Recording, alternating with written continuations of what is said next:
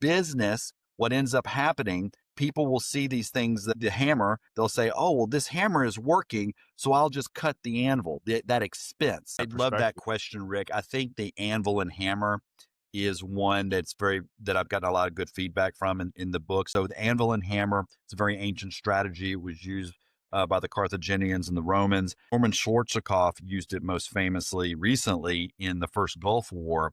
Saddam Hussein's force had overrun Kuwait. The Allied forces Schwarzkopf lined all of our Allied forces, the bulk of them, along the Kuwaiti-Saudi border.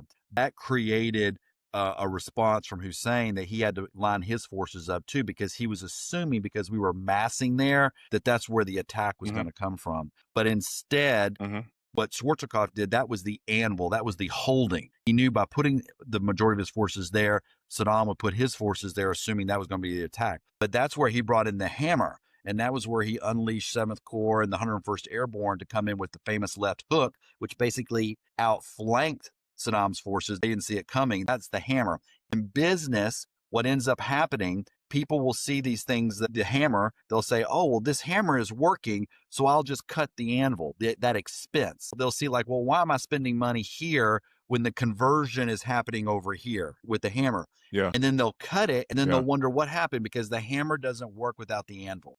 And so I use the military strategy to explain this to other departments, especially to finance and accounting, because otherwise, if you're not in lockstep with them, they're just going to push you to cut the anvil. And then all of a sudden, everybody's looking around going, what happened?